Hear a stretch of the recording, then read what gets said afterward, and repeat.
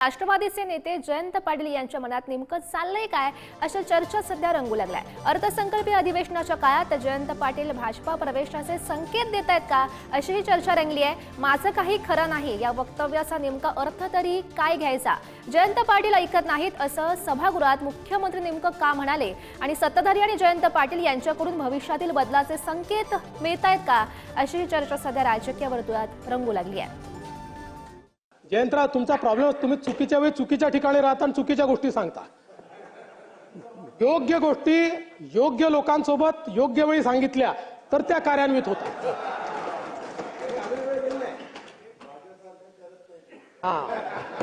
तुम्ही दादांचं ऐकत नाही, तुमचा प्रॉब्लेम आहे आणि माझंही ऐकत नाही प्रॉब्लेम आहे। तर जयंतराव सारख्या नेत्यांनी तरी राज्यात येणाऱ्या गुंतवणुकीवर शंका उपस्थित करू नये। भाजपच्या संपर्कात आहेत असं वारंवार तुमच्याबद्दल म्हटलं जातं। कोण तसं तुम्ही स्वतः? मी सगळ्यांच्या संपर्कात असतो।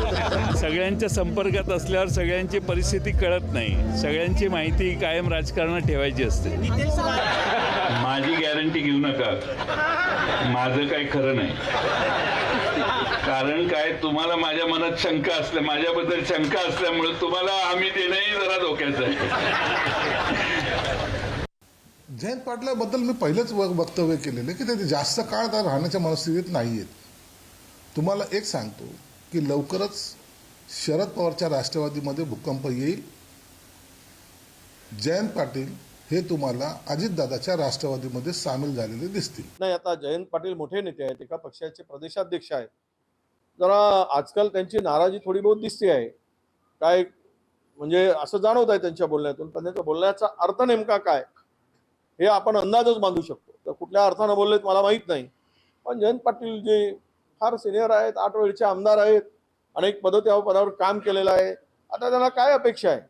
यापेक्षा मला वाटतं हे सगळ्या वावड्याच ठराव्यात, या सगळ्यामध्ये काही तथ्य नाही। विधानसभेच्या निवडणुकीच्या निकालानंतर महायुतीला प्रचंड यश लाभल्यानंतर जयंत पाटील साहेबांचा नाराज आहे ते नक्की। मला एकदा ते नागपूरला बोलून त्यांनी दाखवलं होतं, मुश्रीफ साहेब माझं मन कशात लागत नाही असं ते म्हणाले होते। मला काय वाटतं की 5 वर्ष ही सगळं टिकवणं, पक्ष टिकवणं सत्तेत नसताना हे फार अवघड गोष्ट आहे। मला वाटतं त्यांना त्याची कल्पना आली आणि जाण आली असावी।